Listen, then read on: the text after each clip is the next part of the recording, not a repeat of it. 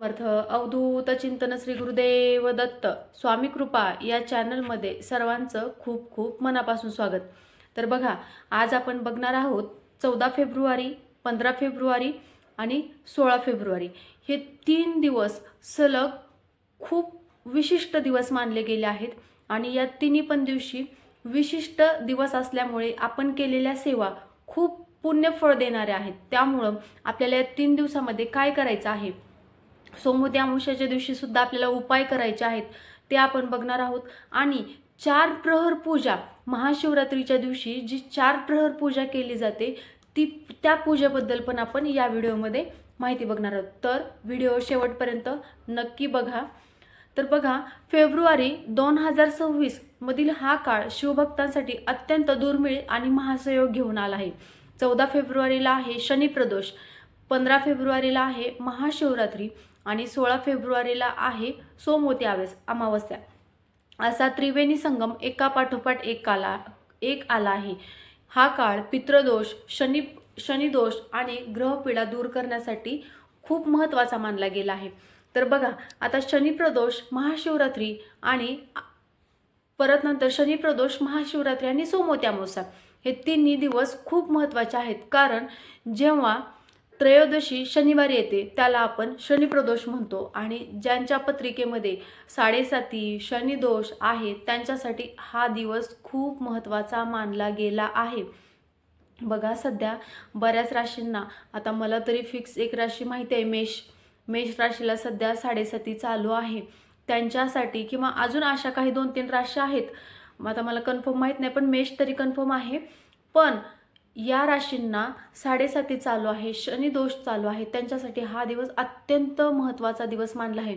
त्यांनी काय करायचं आहे, तर त्यांच्यासाठी विशिष्ट उपाय आहे. संध्याकाळी शिवमंदिरामध्ये जायचं आहे आणि महादेवाला जल अर्पण करताना त्यामध्ये काळे तीळ टाकायचे आहेत. आणि हे जल म्हणजे ओम नमः शिवाय, ओम नमः शिवाय, किंवा तुम्ही महामृत्युंजय मंत्र म्हणत म्हणत जरी अर्पण केलं तरी सुद्धा तुम्हाला याचा खूप मोठा फायदा होणार आहे.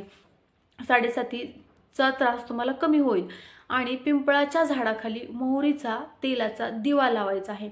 यामुळे काय होईल, शनिदेवाची कृपादृष्टी तुम्हाला लाभेल. यामुळे आपल्याला शनिदेवाचा सुद्धा आशीर्वाद नक्कीच लाभेल.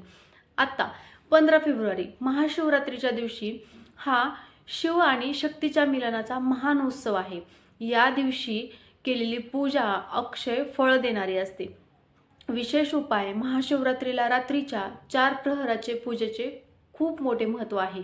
महादेवाला बेलपत्र, पांढरी फुले आणि ऊसाचा रस अर्पण केल्याने आपल्याला खूप छान पुण्यफळ मिळणार आहे. आणि महादेवाला ज्यावेळेस तुम्ही बेलपत्र असेल किंवा पांढरी फुले, ऊसाचा रस अर्पण करताना ओम नमः शिवाय या मंत्राचा अखंड जप केल्यामुळे तुम्हाला मानसिक शांतता तर मिळणारच आहे, पण त्याबरोबरच आर्थिक स्थैर्य सुद्धा लाभणार आहे. त्याबरोबरच 16 फेब्रुवारीला आहे सोमवती अमावस्या. बघा, अमावस्या म्हणलं की आपल्या घरातली मेन म्हणजे साफसफाई घरातली करायचीच आहे. त्या दिवशी तुम्हाला घर पूर्ण साफसफाई करायची आहे, फरशी वगैरे पूर्ण क्लीन करायची आहे. हे झाल्याच्या नंतर घरातले जे काही जाळ्या जळमट असतील ते तुम्हाला काढायचं आहे. हे झाल्याच्या नंतर तुम्हाला सूर्याला अर्घ्य द्यायचा आहे. ज्यावेळेस तुम्ही सूर्याला अर्घ्य देणार आहात त्यावेळेस तुम्हाला त्या जल अर्पण करणार आहात त्यावेळेस त्यामध्ये तुम्हाला काळे तीळ टाकायचं आहे आणि तुमच्या पितरांचं स्मरण करून तुम्हाला सूर्याला जल अर्पण करायचं आहे. हे झाल्याच्या नंतर तुळशी मातेला सुद्धा जल अर्पण करायचं आहे. तुळशी मातेची पूजा करून तुपाचा दिवा लावायचा आहे. धूप दीप ओवाळून तुळशी मातेला सुद्धा नमस्कार करायचा आहे. परत घराचा उंबरठ्याला हळदीचं लेपन करायचं आहे. हळदीचं लेपन झाल्याच्या नंतर रांगोळी वगैरे काढून उंबरठ्याची पूजा करून धूप दीप ओवाळून त्यांना सुद्धा नमस्कार करायचा आहे. माझ्या घरामध्ये वाईट बाधा येऊ देऊ नका, माझ्या घरामध्ये जी काही वाईट बाधा येणार आहे ती तुम्ही इथेच थांबवा, असं त्यांना सुद्धा प्रार्थना करून तुम्ही घरामध्ये जे काही तुमचं दिवसभराचं रुटीन आहे ते तुम्ही परत करायचं आहे. आता त्या दिवशी तुम्हाला तुमचे जे काही मोठे मोठे दुकानं असतील, तुमचे जे काही बिझनेसच्या ठिकाणी तुम्हाला त्या दिवशी सगळी साफसफाई करून तुम्हाला त्या दिवशी पण पूजा करायची आहे. तुमच्या 2 व्हीलर असतील, 4 व्हीलर असतील, यासुद्धा स्वच्छ धुवून तुम्हाला गाड्यांची सुद्धा पूजा करायची आहे. हा दिवस सोमवती अमावस्या, कुठल्याही अमावस्या असो बघा, ही तर अमावस्या मोठी आहेच, या दिवशीचं महत्त्व तर खूप आहे, पण प्रत्येक अमावस्येला तुम्ही तुमची जे काही गाडी असेल, जे काही तुमचं महत्त्वाचं ठिकाण असेल, व्यवसाय तुम्ही ज्या ठिकाणी करताय, तो प्रत्येक अमावस्येला साफ करून तिथे तुम्ही पूजा केलीच पाहिजे. कारण अमावस्या असं म्हटलं जातं की हा वाईट दिवस अजिबात नाही. या दिवशी सुद्धा घरामध्ये लक्ष्मी वास करत असते. लक्ष्मी येण्याचा दिवस असतो अमावस्या म्हणजे.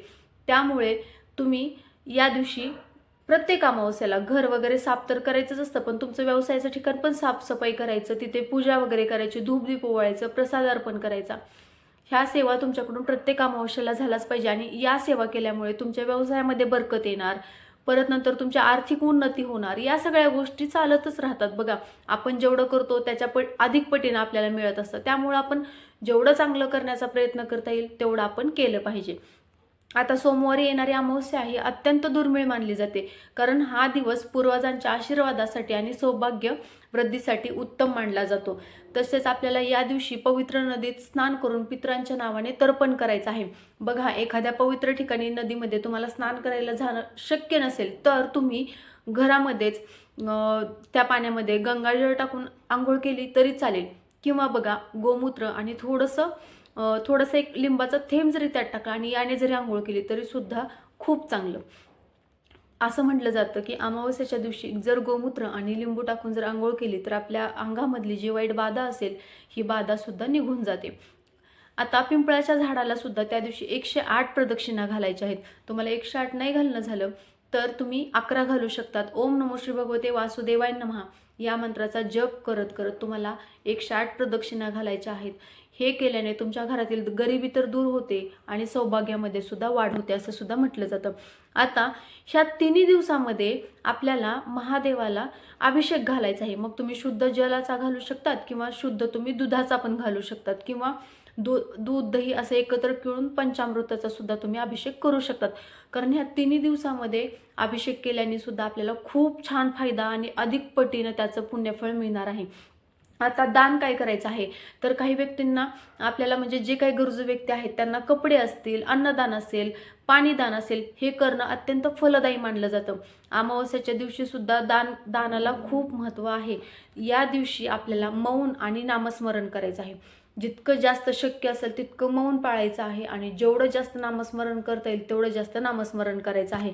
कारण या दिवशीचं केलेलं नामस्मरण असेल किंवा मौन असेल याचं अधिक पटीनं आपल्याला विशेष फळ मिळत असतं.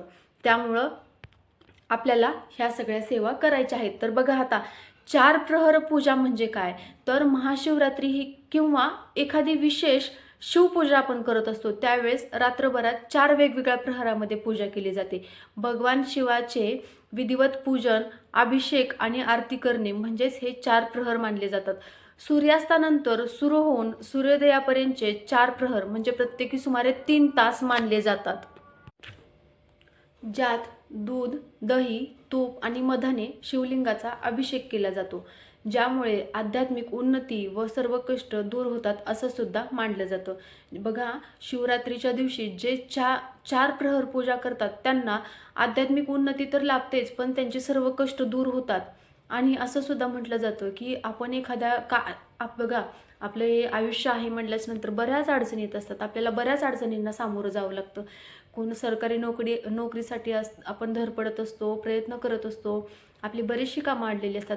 आपण या सगळ्या सेवा केल्यामुळं काय होणार आहे तर आपल्याला एक देवाचा सुद्धा आपल्याला एक कृपादृष्टी लाभणार आहे. आणि हे कृपादृष्टी लाभणं म्हणजेच काय असतं की आपली जी काही आर्थिक उन्नती असते किंवा आपल्या आयुष्यामधली जी काही ग्रोथ असते या ग्रोथला आपल्याला प्रतिसाद मिळत असतो. तर आणि असं म्हटलं जातं की शिवरात्रीच्या दिवशी 1000 पटीने शिवतत्व जागृत असतं. त्यामुळे आपण जेवढी त्या दिवशी सेवा करेल ते आपली म्हणजे लवकरात लवकर त्याचं आपल्याला पुण्यफळ प्राप्त होतं. आता प्रहर म्हणजे काय तर एका रात्रीचा 4 समान भाग केले जातात, त्याला प्रहर म्हणतात. त्या संध्याकाळी 6 पासून हा काळ चालू होतो. संध्याकाळी 6 ते म्हणजे दुसऱ्या दिवशी 6 पर्यंत हा वेळ म्हणजेच प्रहर मानला जातो. प्रथम प्रहर जो आहे तो संध्याकाळची सुरुवातीची रात्र म्हणजे संध्याकाळी प्रदोष काळापासून सुरू होतो. द्वितीय प्रहर म्हणजे काय जो पहिल्या प्रहरामध्ये काय केलं जातं तर शिवशंकराची पाण्याने अभिषेक केला जातो. द्वितीय प्रहरमध्ये म्हणजे काय, मध्यरात्री काय केलं जातं तर दह्याने अभिषेक केला जातो. शिवशंकराचा दह्याने अभिषेक केला जातो. तृतीय प्रहर म्हणजे काय, रात्रीचा उत्तरार्ध म्हणजे या वेळेत तुपाने अभिषेक केला जातो. बघा, प्रथम प्रहर म्हणजे संध्याकाळपासून म्हणजे सुरुवातीची रात्र म्हणजे 6 वाजता आपण म्हणतो ना प्रदोष टाईम सुरू झालाय, तेव्हा त्या काळात म्हणजे शिवशंकराचा पाण्याने अभिषेक केला जातो. द्वितीय प्रहर म्हणजे मध्यरात्र, त्या काळात महादेवाचा म्हणजेच शिवशंकराचा दह्याने अभिषेक केला जातो. आणि तृतीय प्रहर म्हणजे काय तर रात्रीचा उत्तरार्ध म्हणजे या काळात शिवशंकराचा तुपाने अभिषेक केला जातो. आणि चतुर्थ प्रहर म्हणजे काय तर पहाट, या काळात मधाने अभिषेक केला जातो. याचं महत्त्व काय आहे, शास्त्रानुसार 4 प्रहर पूजा केल्याने पाप नष्ट होतात, शिवपार्वतीची विशेष कृपा प्राप्त होते. तसेच हे 12 महिन्यांच्या शिवरात्रीचे फळ एकाच रात्री देते. बघा, मी मगाशी पण म्हटलं या दिवशी 1000 पटीने शिवतत्व जागृत असतं. तसंच जर महाशिवरात्रीच्या दिवशी 4 प्रहराची पूजा आपण केली तर आपल्याला प्रत्येक महिन्यात शिवरात्री असते. बघा, बऱ्याच जणांना माहिती असेल. तर या 12 महिन्यांच्या शिवरात्रीचं फळ हे आपल्याला एकाच रात्री मिळत असतं, म्हणजेच महाशिवरात्रीच्या रात्री. त्यामुळं खूप छान सेवा आहे, प्रत्येकाने करा. प्रत्येकाच्या गावात महादेवाचं मंदिर असेल किंवा कुठंतरी आजूबाजूला असेल तर तुम्ही नक्की ही सेवा करा. बघा, नक्कीच अनुभव येईल आणि प्रत्येक जणांचे जे काही संकल्प आहेत ते नक्कीच पूर्ण होतील. या प्रत्येक प्रहरामध्ये जल, दूध, बेलपत्र आणि फूल, तूप असा या किंवा मध यांचा वापर करून हा अभिषेक केला जातो. थोड्यात सांगायचं झालं तर महादेवाची आराधना करणे म्हणजेच 4 प्रहर पूजा होय. आणि ही आराधना मनापासून केली ना आपण, याचं नक्की आपल्याला फळ मिळणार, हे मात्र नक्की आहे. आणि ही सोमवती अमावस्या जी आहे ती सोमवारी 5:33 सुरू होते संध्याकाळी आणि ती संपते मंगळवारी 5:30 म्हणजे संध्याकाळच्या 5:30 ही अमावस्या आहे मंगळवारी. या दिवशी कंकणाकृती ग्रहण पण आहे, पण भारतातून दिसणार नसल्यामुळे वेदादी नियम पाळू नयेत असं आहे.